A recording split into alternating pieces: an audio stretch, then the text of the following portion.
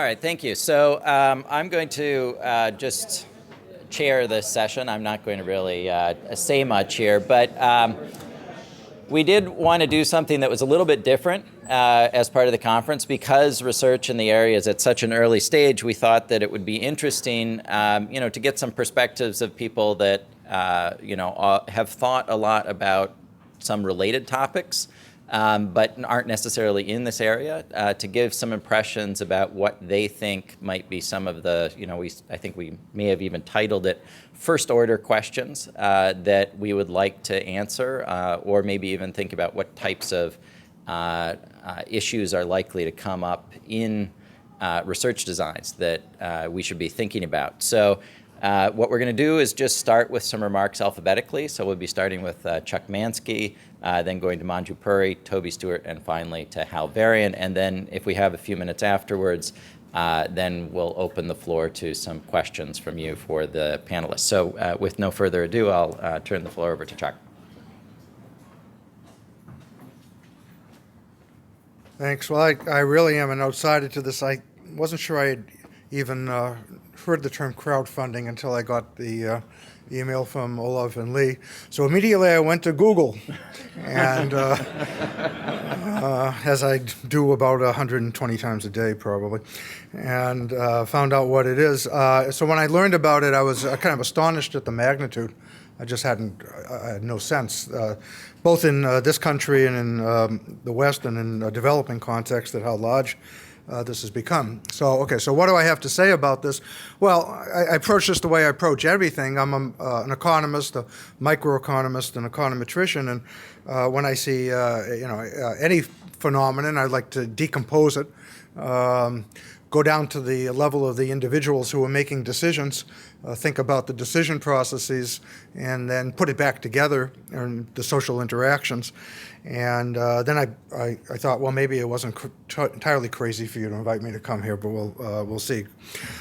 So what I would suggest, talking about first order questions, there's several things we'd like to understand. I'll pose this in terms of borrowers and lenders in crowdfunding. I know some of them are donations or investors don't have that borrower lending structure exactly, but I'll just use those as names.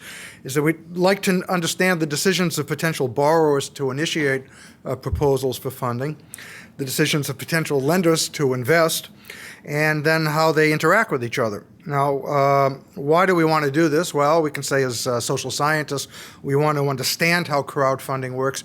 My own personal interest here is in almost anything else. What drives me is I want to understand how the environment affects the outcomes and how changes in the environment might lead to different outcomes. So particularly I have strong public policy interests, and here the question would be how the regulatory environment might affect the outcomes of crowdfunding. And I assume that's of interest to many of you here.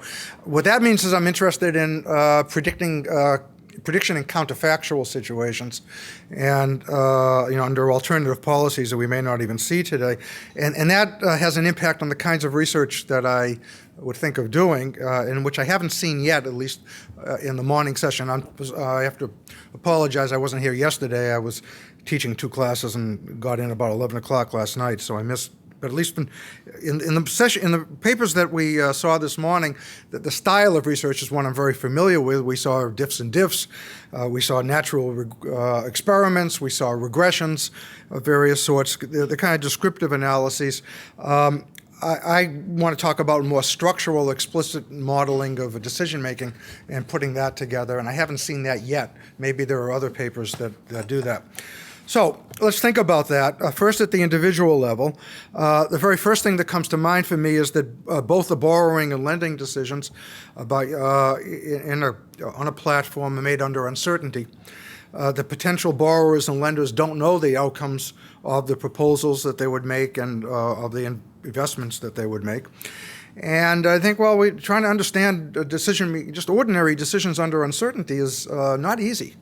These are actually going to be tougher than ordinary ones. But let me just talk for a moment about the absolutely ordinary problems.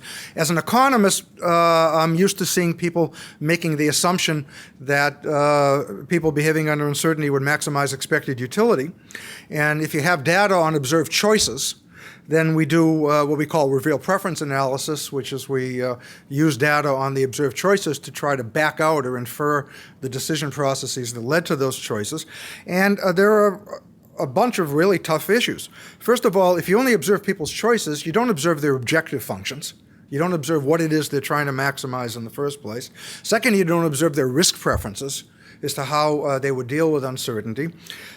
Third, you don't observe their, and this is the one that's most critical to me in my own research, is you don't observe their expectations of returns to proposals and investments. Economists have this long-standing assumption of rational expectations that many of you may know, of just assuming that people know how the world works and that we as researchers also understand how the world works and then making assumptions about how people form expectations.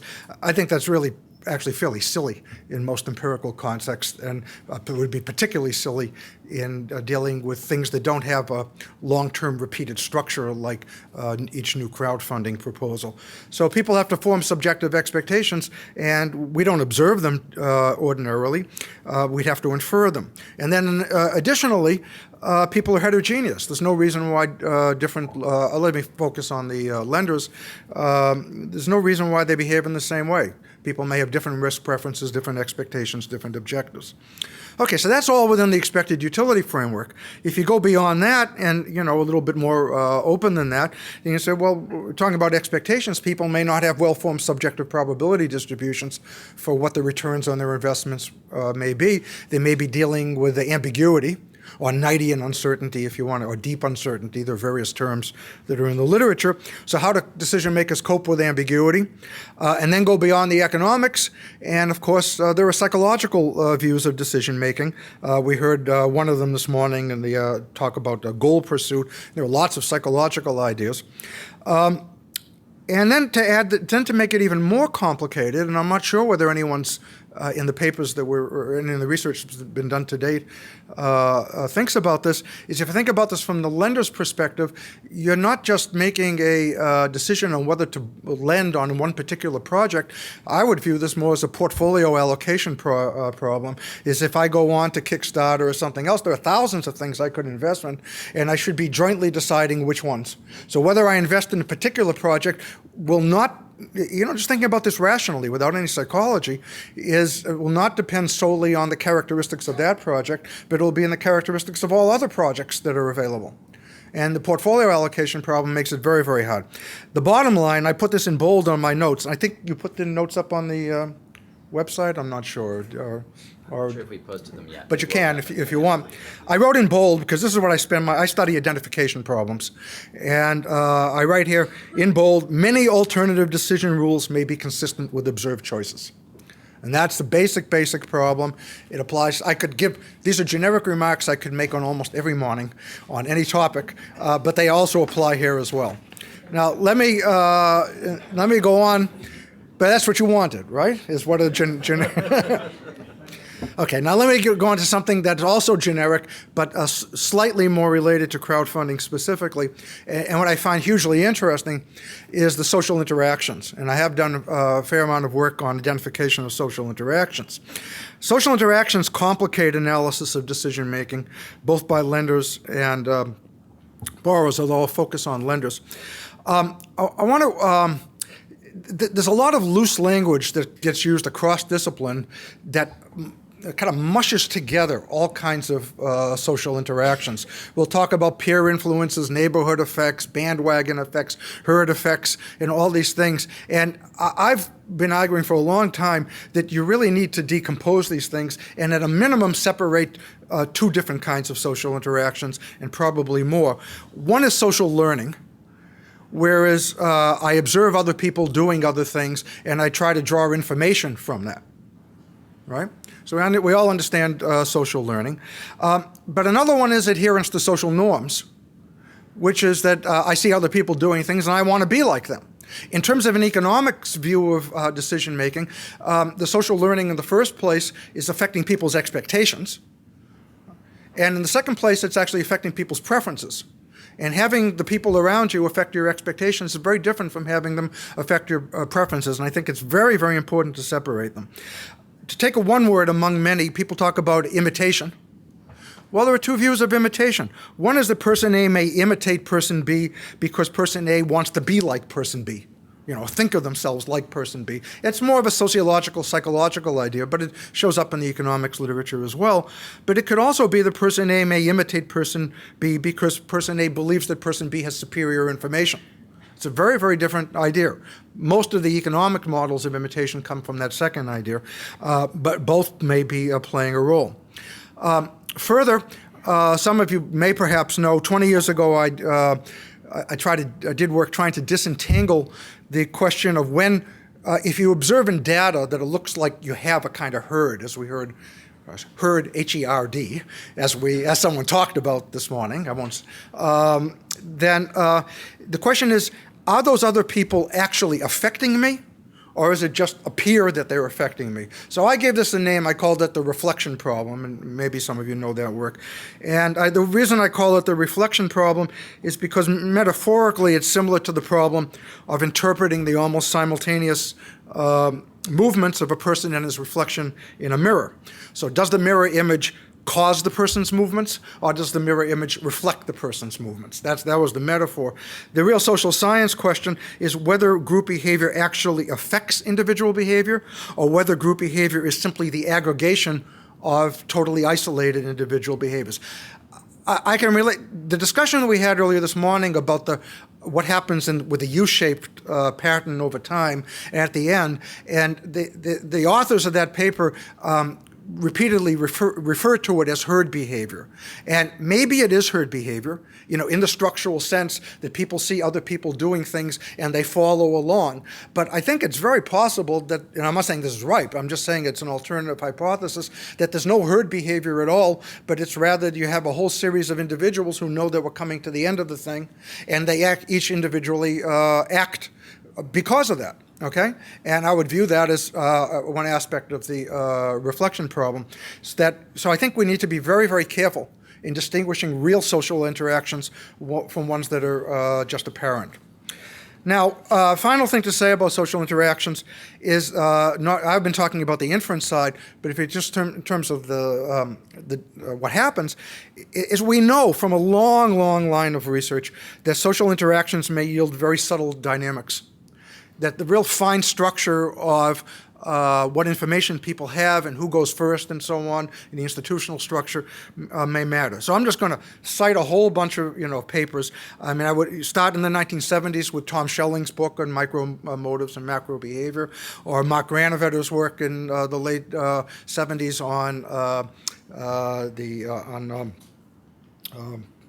crowds and forming riots and so on. I could go into the 90s, the work in economics of Banerjee or Bixhanandi, Hirschleifer and Welch on imitation and herding, or I could talk about my own work on social learning in the 2000s.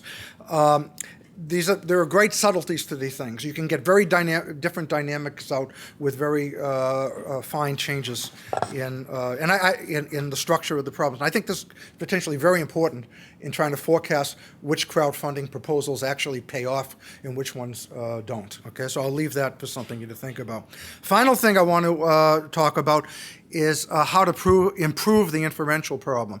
And the data that we've assumed to be available in all the talks this morning is that you observe actually what happens, people's choices. Now, the core, from an economics perspective, the core forces that determine people's choices are people's preferences and expectations, which are subjective concepts. But we haven't heard any discussion, at least so far, of data analysis that would, or research that would use subjective data. So I can ask a question, and this is a question that I asked over 20 years ago, and a lot of people have asked, is rather than try to infer preferences and expectations from observations of chosen actions, why not elicit them directly? Why not ask people about their preferences and expectations? Now, until recently, economists were dead set against this idea.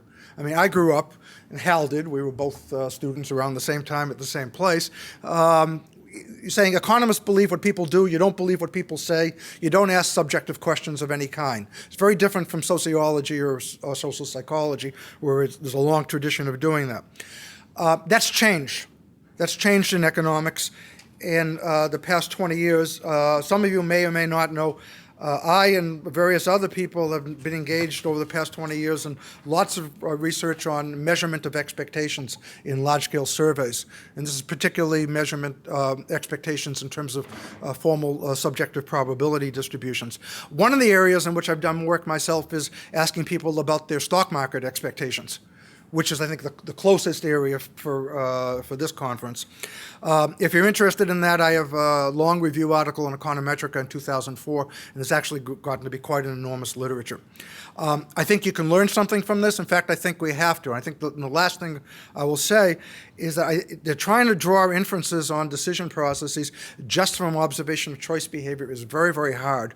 And it would help to have richer data, and having data on the expectations, let's say, of lenders in terms of whether their investments in crowdfunding proposals would pay off would be very, very useful, just to measure the expectations and particularly to understand how they form the expectations, so we could understand these social learning processes that I referred to before.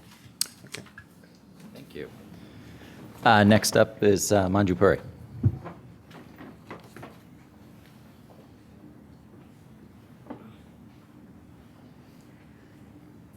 Okay, so when we think about the crowdfunding market, right, I think we want to think about what we have, but then also what is the potential for where it's going. So I think about $2.7 billion was raised in 2012 alone. The Jobs Act has been signed, which means that equity can be raised now in U.S. markets, and there's all kinds of legislation in place around this, right? And one of the, I think, important angles here is who will be allowed to invest, right? And as per the Jobs Act, and I think there's a vote coming up in the SEC next week, individuals even with less than $100,000 net worth will actually be able to put money into crowdfunding. So if that's the background, right, what are some of the questions we need to ask? So sort of coming from the banking and venture capital side, right? So I think some of the things we need to know are, well, who are the relevant players? So first, about the firm or the individual trying to raise capital, whether it's debt or equity capital, sort of on this website. Second, what are the implications for various financial intermediaries? They could be venture capitalists, angels, or banks. Or you could have, we could also think, is this an alternative mechanism to sort of the private placement kind of mechanism? Then what does this mean for investors, particularly sort of small investors? And then, what does it mean for regulators in terms of how they should respond, right? So I think there are sort of four parties in this equation that one could think about.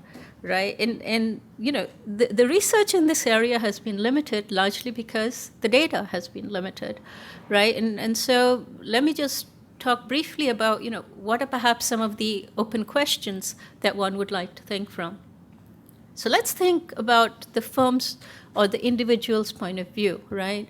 So if you're thinking of raising capital with a debt or equity on a crowdfunding platform, why do you choose to do so? Right? What are some of the costs and benefits? And what are the alternatives, right? And so is it that I now, take a loan instead of going to a bank, or I take equity instead of going to angels, or instead of going to VCs? Does it become sort of a substitute for private placements, either debt or equity, all of which have been governed very, very strictly by the SEC? Then what does it mean for the secondary market, right? Is that going to stay illiquid, or do we expect secondary markets to develop in this space, right? Or does it mean if I invested equity, I'm stuck, in perpetuity, right? And so what is going to be the exit strategy, right? And so if you think about, the normal model that we have for private equity, with its VC, et cetera, the exit strategy, it's a 10-year fund. Exit strategy is IPO, acquisition, et cetera. What is that going to be here, right? And so at the moment, we don't have, at least in the US, equity crowdfunding. So the research that has been done, it's really been off different models, right? It's either been debt, or the Kickstarter model is really more rewards as opposed to equity. But as these alternatives actually start becoming concretely available, right, really understanding why firms or individuals would do this is going to become important. We know regulation has implications, right? And so part of when there was a lot of corruption, you had Enron and other things in the market, the response was SEC regulation, which made the cost of staying public very high, right? And so a lot of firms went private in response. And so understanding the ramifications of that more fully, I think, is warranted, and it's certainly something that this area will have to do in the near future. Then let's think about the financial intermediary here, right? So what is this a substitute? Is it a complement to existing sources of financing, right? And so let's think about banks or angel financing or VCs. Now, there's been very little research done on crowdfunding, but there has been an enormous amount of research done on banks and also on venture capitalists, and less so on angel investors.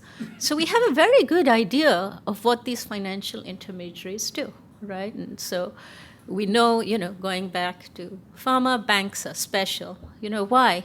It's because they monitor, they help certify. We know VCs do what banks do, and they do a lot more. They don't just screen and monitor, but there's also all this value added in terms of, VC is more than money. They professionalize the firm. They have all these product market implications, et cetera, that we know about.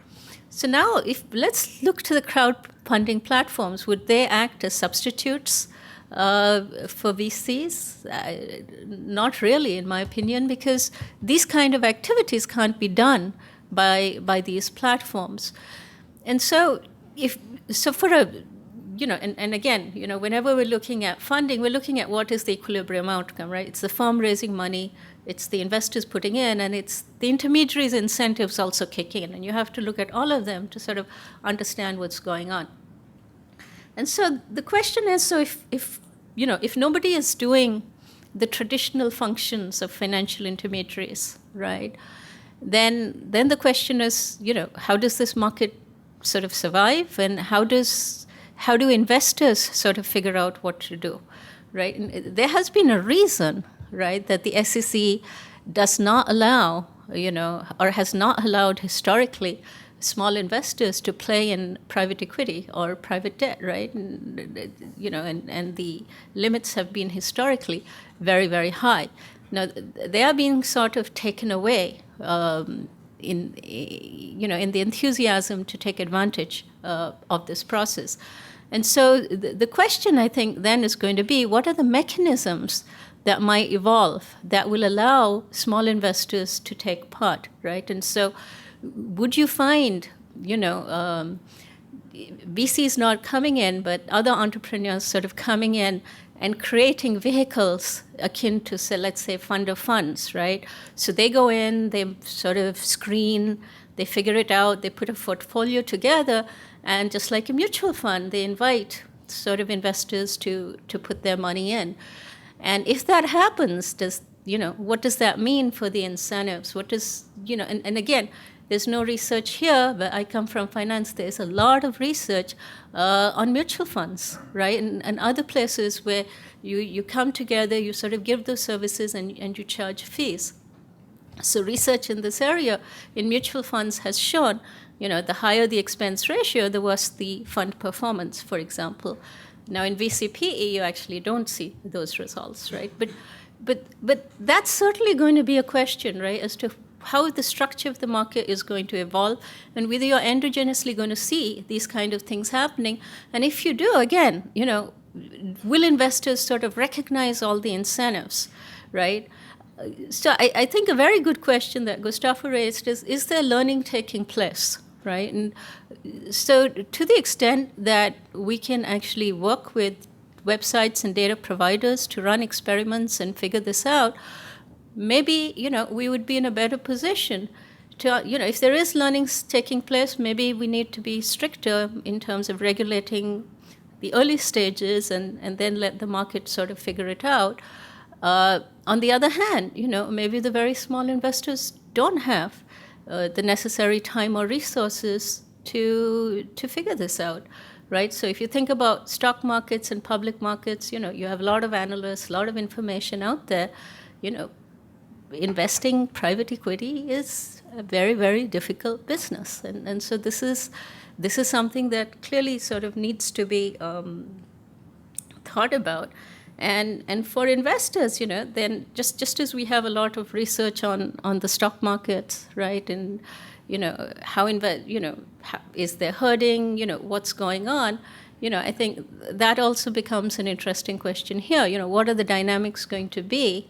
Are we going to have some smart investors who sort of figure out what's going on? And, how transparent will it be? And can small investors actually take advantage of it?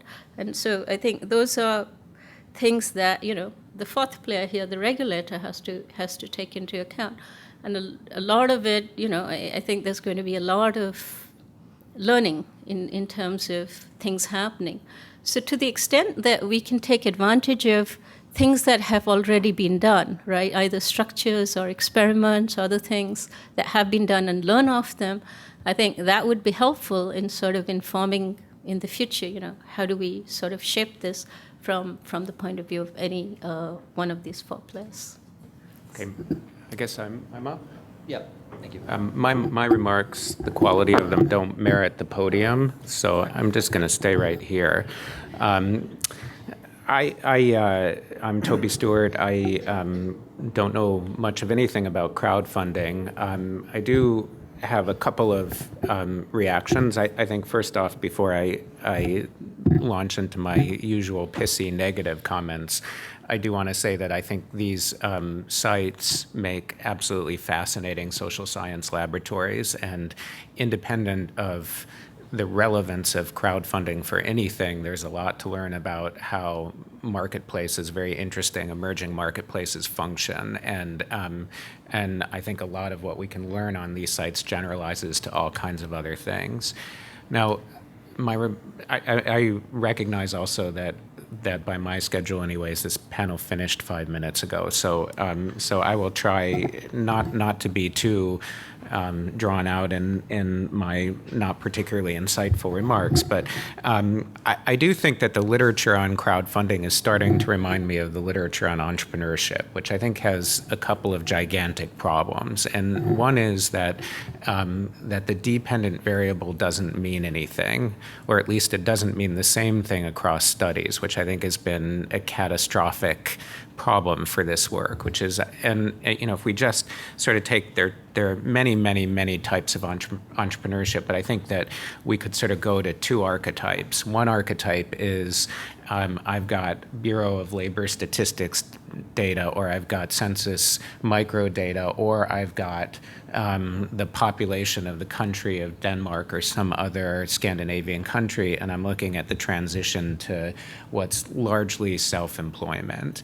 And there's been a whole bunch of studies of that nature, and we call those entrepreneurship. And then there's been like Manju's work, or Olaf's one of those guys who's been on both sides of this, or my work, which looks at sort of venture-backed startups in Silicon Valley and Boston and a few other locations where there are venture-backed startups. And I think those are two processes that are so totally separate and different in their dynamics that calling them the same thing has been a great disservice to the accumulation of knowledge, because we're really studying very different phenomenon. So I would say that I'll ask a practical question, which is, in my corner of the world, which, and I now talk more from, this is me as a business school professor rather than me as a researcher, but and a business school professor who's been at the places where the kids who graduate are keen on high potential venture-backed kind of entrepreneurship. I would say that in my corner of the world, I'm yet to believe that crowdfunding matters for anything, and I'm not sure that it should. In fact, I think there's a strong case to be made that it shouldn't. It has no place in this ecosystem. And I think there are a set of reasons for that, and I'll lay them out, but it's to open up a conversation more than anything else. So the first thing is, if you look at what's happening around the corner here, there's actually a problem, which is that there's too much money in small bits and not nearly enough money in large bits. So there were like 15,000, a minimum of 15,000 seed rounds in Silicon Valley last year. And there will be, I don't know, 200-300 Series A's in Silicon Valley. So there's lots of money now available in small quantities, but there isn't a lot of money available in large quantities. So that's one problem. We have a funnel problem, the likes of which we haven't seen around here before. I would say the second thing is, I've never investigated this, but Manju and her colleagues have now convinced me that venture capital has lousy returns. That if you can't get into a top 20 or 25, the number really is hard to count. It varies, and the firms actually change a little bit over time. But if you can't get into the top stratum of the venture capital world as an investor, you're going to lose risk-adjusted money. And if you're going to lose risk-adjusted money when you're investing in professionally managed venture funds that invest with securities that come at a great advantage to common equity, then doing it through the crowd seems like a way to piss a lot of money down a toilet, honestly. Particularly if we then believe that for a long time that those who are able to access venture capital, maybe with the exception of the very, very, very, very most desirable companies, which can, I'm reminded of the Google IPO or something, where you can do something funny if you're truly at the top of the pecking order, where you get the individual investor involved and cut out the payments to the institutional middlemen. But in general, I think that if we believe that the returns to venture are problematic, and if we believe that there's lots of money in small quantities but not enough in large quantities, then there's a real question about the role of crowdfunding in the financial ecosystem out here. But I would, again, come back to my opening remarks. I mean that as a topic of conversation. I'm not sure about it. I don't know enough about it yet. But I would come back to my opening remarks and say that we have a conference here. What I primarily look at is this funny little corner of the world. There's Prosper and peer-to-peer lending and microfinance and many, many other forms of crowdfunding, which have nothing to do with what happened here, and which it seems to me where more of the mass in the marketplace is and where more of the mass should be. And I'm just concerned that as this academic enterprise gets off to a start, that we don't repeat the mistake that we made in entrepreneurship, which is take completely different phenomena, cobble them together, call them one thing, and hold ourselves back because the findings in one part of this world have absolutely nothing to do with the practices and findings in another part of the world. So in that sense, I think the remarks that Charles and Manju gave were interesting, because Charles is sort of much more focused on the social science dynamics of matching in funny marketplaces, where there are information problems and so forth. And Manju was much more talking about regulators and capital raising in a more sort of traditional entrepreneurial finance world viewed from the lens of a faculty member at an elite US-based business school. And I think those are totally different things, and that for getting this literature off the ground, it is important to preserve those distinctions and not try to cobble it all together. All right. And last up would be Hal Varian.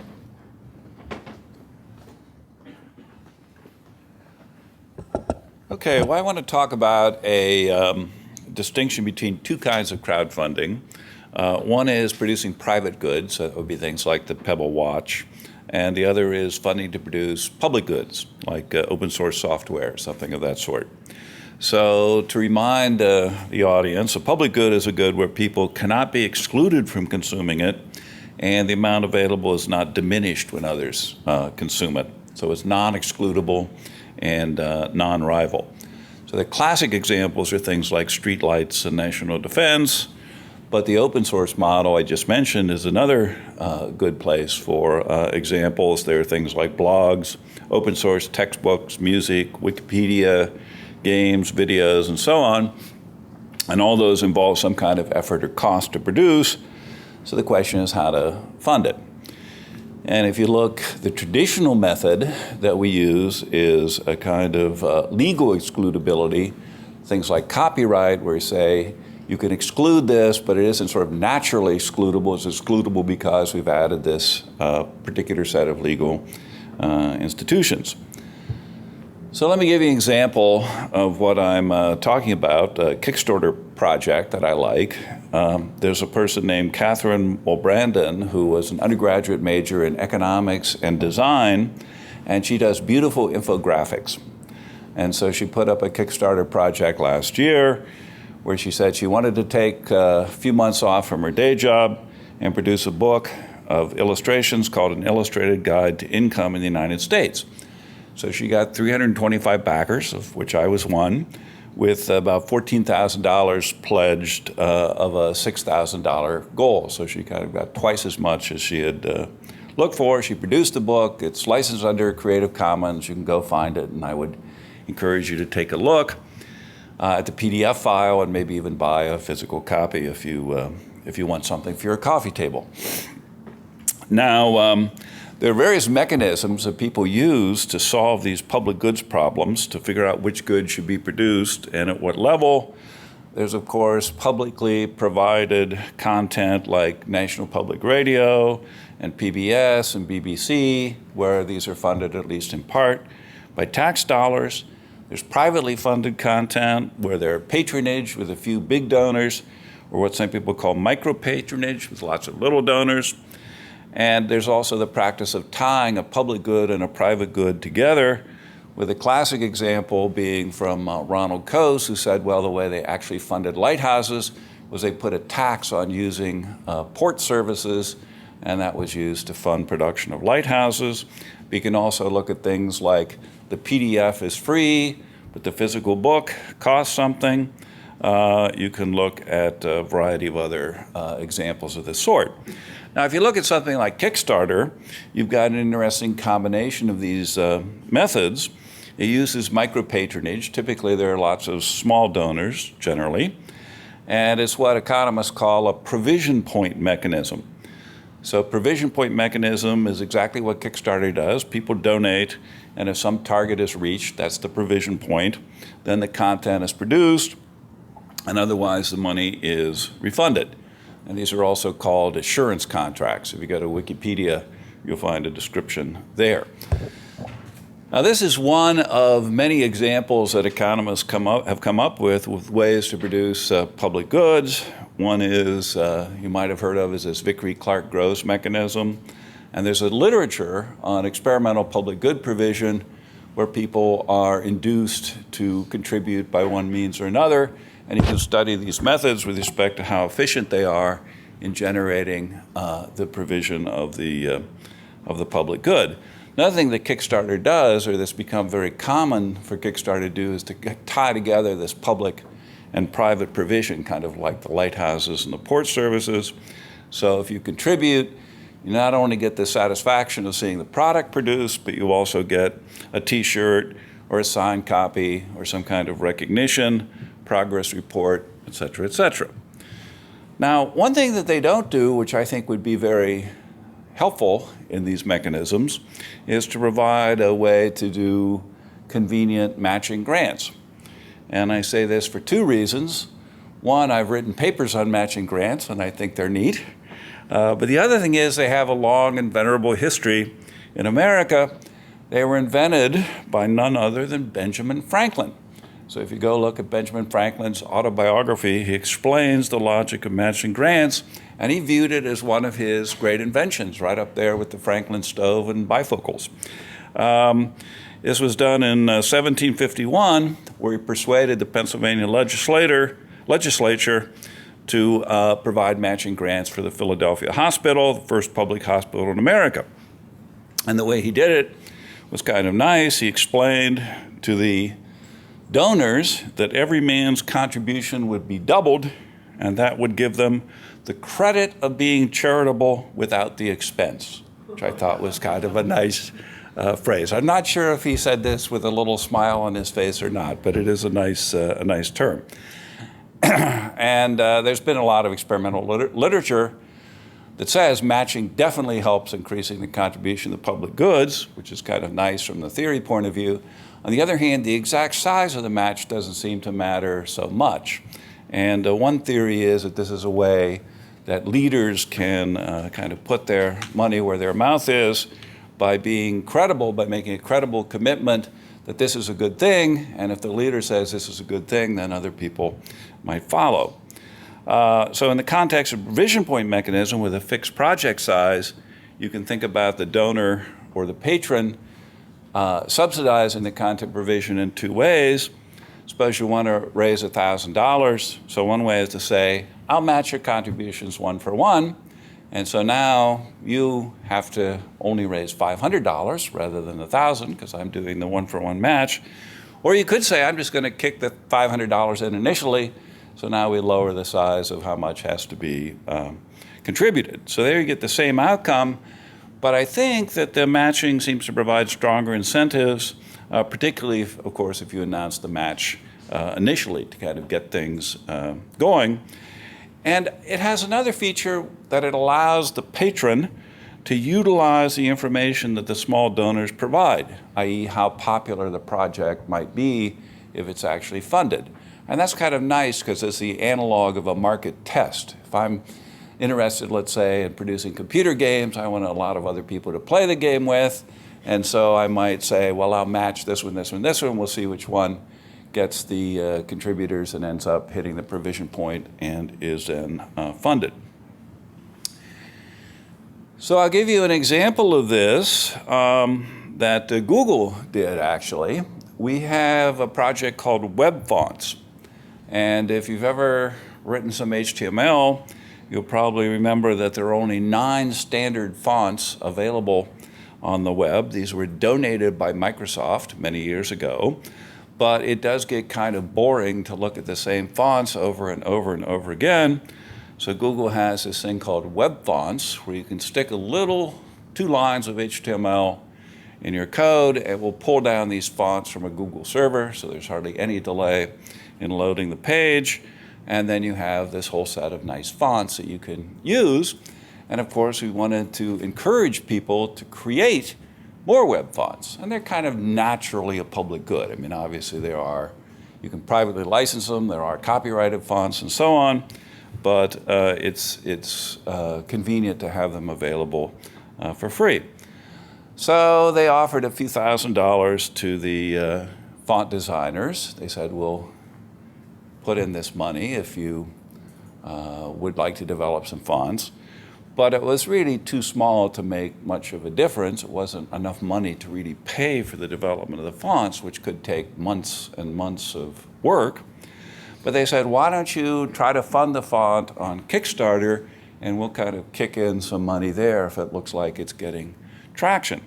So about a dozen font designers did this, and they had a goal range, that is a provision point range, of about $500 to $15,000, with the median being about $5,700. That was a goal that they had. And the range of funding that was raised was about $1,000 up to $19,000 to produce some of these fonts. And Google found that it kind of magnified the money that this web font team had available by encouraging people to use Kickstarter. And there were, I think, 6, 8 or 9 fonts that were produced via these mechanisms. So for that purpose, it turned out to be a very useful thing.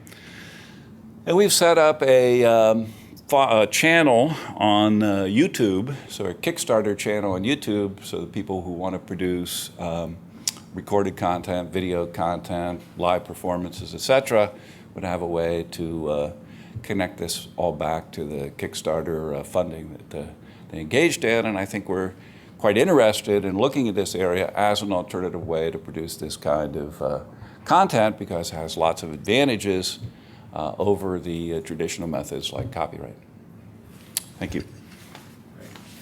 Thank you. So I think we have a few minutes. If anyone would like to ask questions of one or a question for the panel in general, yeah, please. So one question that I particularly want to underscore, one research challenge that I think we'll face when we go forward, and I think also reflects on some of the papers we've seen, is when we start comparing the results from crowdfunding studies versus, and then start comparing from results that we've seen in venture capital and angel investing, that there's these huge selection problems, obviously, right? And how can we come up with identification strategies where we can really compare apples and apples when we think about, when we get crowdfunding versus what if we had gotten VC funding? How can we look at the same company with different sources of funding? Yeah. And I just want to underscore that I think that's going to be a major challenge going forward. That's going to be something that we have to figure out how to get our heads around. If you want to respond. Okay. Yes.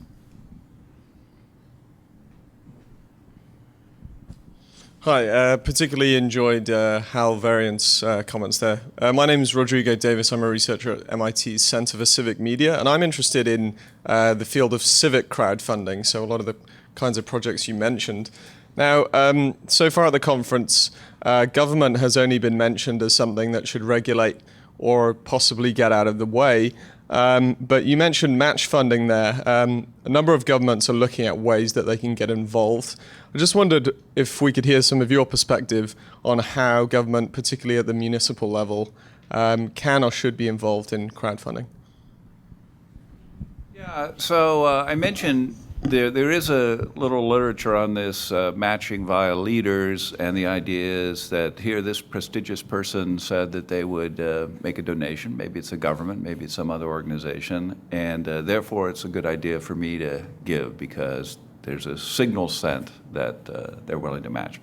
But I think it also goes the other way, that when you have a project where the donor says, well, I want to fund the one that's going to be the most popular, and then if you have lots of potential users or people involved who contribute, that sends a strong signal to the leader, government or someone else, that this really has passed a kind of market test. So the information flow could be both directions, between the patron who's providing it and between the smaller donors who are kind of indicating which of several projects they might find the most attractive. So I think actually it's a worthwhile mechanism to use. It's fairly common when you look at how PBS raises money or some of these other forms. And they do have a provision point typically. They have a target. They try to reach the target. There are people who do matching.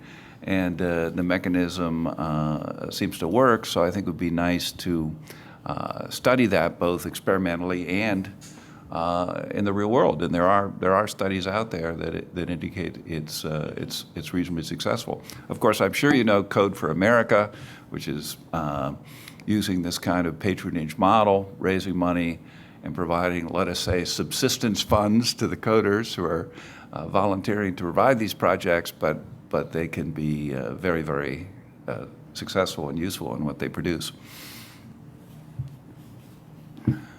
Yeah, over here. Yes, thank you. And my question also on match funding. And we actually in World Bank and IFC that we also think about using match funding for scaling up crowdfunding. However, one concern the team has is whether match funding will distort the market, and especially, for example, for crowdfunding, that you without match funding, you have to do 100% or 120%, then to get this 100% fund. However, if you just have an institution or a big match funding out there, then maybe you only do 60% work, then you get 100% because that's money already there. So then that maybe reduce the quality of, and finally may result the failure of the project in the future. So I don't know whether in are there any empirical studies to see that the impact of match funding and whether that has or whether this concern can be reflected in research, or any literature on that? Thank you. Sure, there is a literature. John List, Jim Andreoni, they've studied a lot of problems where they're raising money for some cause, and then they're providing matching at different rates. And so you can look at the impact of the match on the provision. But I will say these studies generally have just one project. They aren't looking at competing projects. And the competing projects are interesting as well, because you're trying to figure out, well, which of these worthy projects should we focus attention on? But there's a pretty reasonable literature, both with experimental studies in a lab with student subjects and real-world field experiments with actual contributors.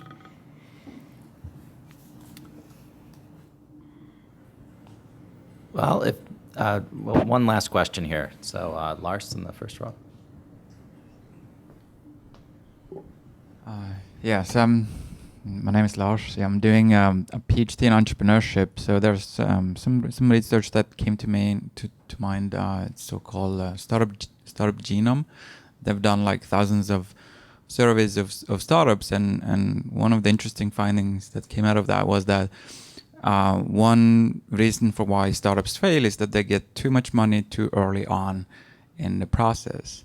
So, which basically means that the key of like a startup is to find what they call the perfect product market fit.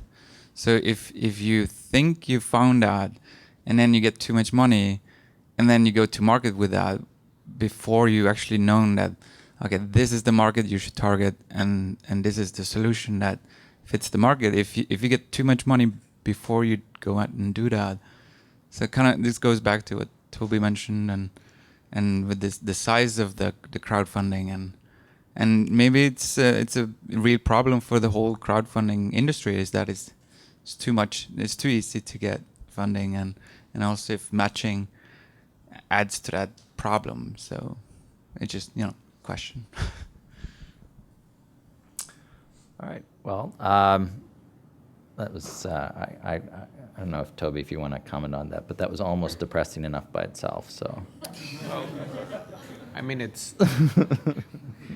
I'm not positive that I know of the startup genome. I haven't seen the actual work, but there's a hypothesis that could go like this, which is that we know that the market for venture capital is very cyclical, so it goes through hot and cold periods. So the finding could boil down to when you raise money in hot periods, you actually have slightly lower life chances. It has nothing to do with raising too much money. It has to do with the fact that cold periods follow hot periods. And so the amplitudes of these cycles are such that when you raise money in a peak, it's easier. So to go back to the selection problem, the projects that are selected today are selected at a lower threshold than they were 2 years ago, because it was a lot harder to raise capital 2 years ago than today.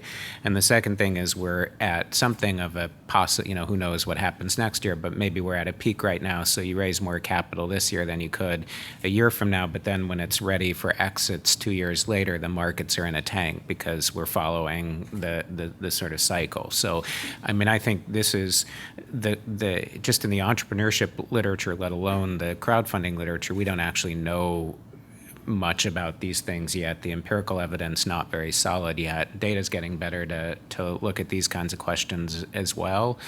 But I guess, to reiterate my previous reaction, it just seems like this is the sort of conference where it reminds me, there used to be this conference at Stanford Business School where it was sociologists and economists going to talk about strategy, and there were clearly two separate dialogues going on in one room, and I do think that there is Kickstarter, and there's these kinds of developing a font or a graphic design book. There's peer-to-peer lending. There's Angels List, which is a kind of strange animal out here, not really directly crowdfunding, but has had some purchase.